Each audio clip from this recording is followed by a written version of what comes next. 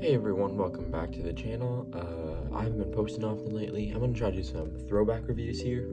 So yeah, let's just get started with it. This is the DC Icons Deadman. DC Icons is a dead line. It was a really good line by DC Collectibles. They were 6-inch-ish figures, a little bit smaller, but they really did fit that 6-inch scale. I would say scale really well with the Mafex figures. But the line ended, and then McFarlane Toys, they got that DC Multiverse line, which came from Mattel, and that's where we are now. So I'd just like to show my respect for this figure by giving it a review. We'll start with the box right here. I'm gonna get this in frame. It's just a basic DC Icons box. They all came in a box like this. It has the basic of what would come with it, just with the Deadman logo just on it. And it said Deadman on the side, and the color being red, of course, for Deadman. So that's really it for the box. Bringing the figure back, I'll bring out his accessories, then we'll go into articulation. So for accessories, he comes with this. It was used to put onto figures as if he was possessing them. It's just a rubbery material here. I never really use it, but it is a cool effect to come with something instead of just what McFarlane Toys does now, which is just hands. It's alright, not even really hands. Basically nothing, just a card and a stand. I'm not hating on McFarlane Toys, I'm just saying they should be doing more. Lately they have been, though, with that new Flash. Here we got just some open hands. I use it as like flying hands or grabbing hands. You could use them as resting hands, they just don't work as well. And I made some custom accessories for this figure as I really love the character. I bought this last year as I was building Justice League Dark, and for comparisons, I'll show you the rest of that. Oh, someone's car is going there outside. So for custom accessories, I give him unmasked head. I actually made this really recently. It's the Bruce Banner head that came with the new 2-pack. And I just added a little bit of sculpt on it, painted the hair black, painted the eyebrows black. It worked pretty well. He has a little skinnier face in the comics and a little bit older, but I think it works really well. So there we go, that's gone now. This is using a foot that came with Bazamon Gyuto Miyoka. Grew it from Demon Slayer. Let's see if I can find that. I lost it. Nope, there we are. It's just painted. It's this flat foot that I would never use. So there's like paint chip on it, but that's just from when he was grabbing it. Really simply painted face. It's just like very, look at that on the back. It's just simple, but I think it works really well just for when he's unmasked. Okay, now let's start with articulation. He does have a, start with the head. He can look up about that much, not very much, down just till his, not even till his chin touches his chest. It's just not much, to be honest. That's not like where he lacks really, but there's swivel. There's no tilt. It's a little bit of tilt there. And he has a single joint bicep and bicep swivel, which is great to have, and just a simple swivel hinge at the hand. It's kind of hard to, he's a little bit tight in those areas, but that's really that. He does have diaphragm, looks like an ab crunch, but that's how much you can go forward. That's how much you can look back. Put his legs out about that much. So, double joint knee. That's nice. And just a hinge at the foot. No thigh swivel, which is disappointing, but I find I compose him without that. So let's do some comparisons.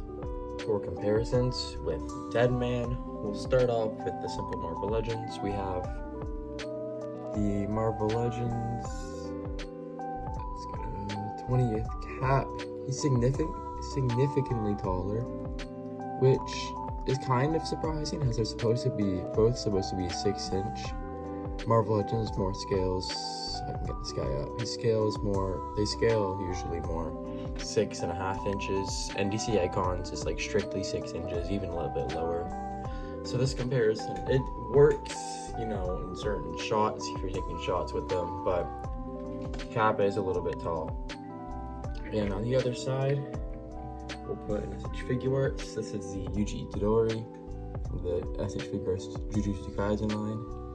And I would say they fit in scale really well.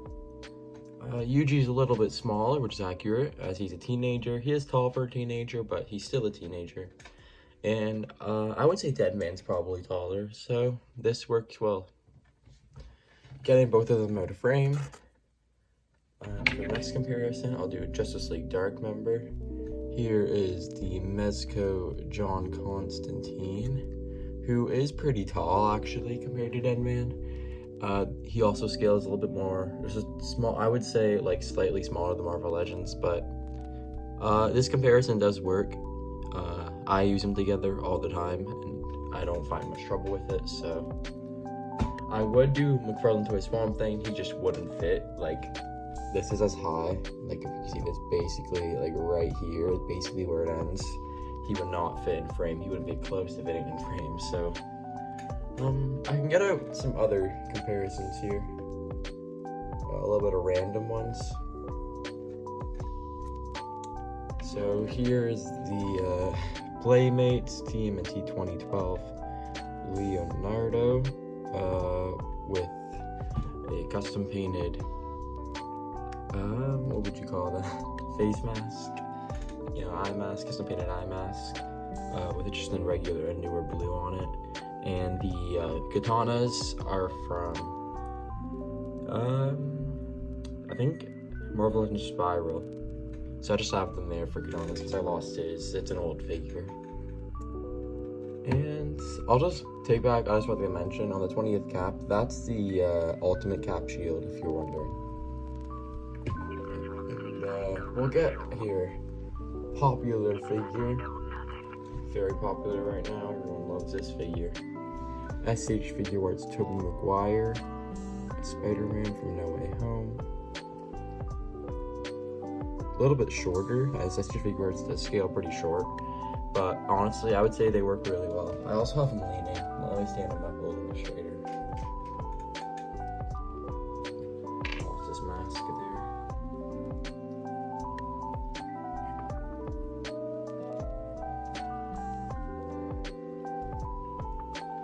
I have trouble standing this figure. I don't know if anyone else does, but there we go. He is still a little bit shorter, but they do scale pretty good together.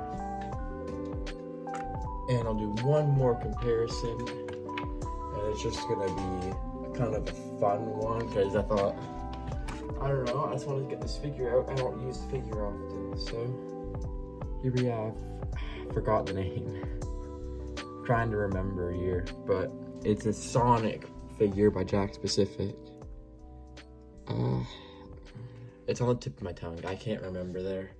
I will get one I do know though, which is right here. It's a silver.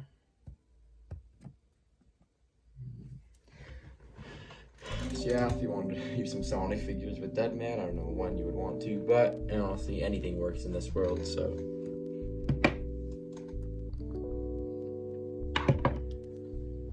And I just found this guy sitting here. Here's Gumball. Yeah, I did not think he was gonna stand. Okay, well, let's go to my final thoughts. For my final thoughts on this DC Icons Deadman figure, I absolutely fucking love this figure. It has such an appeal to it. It really makes me think of a Mafex.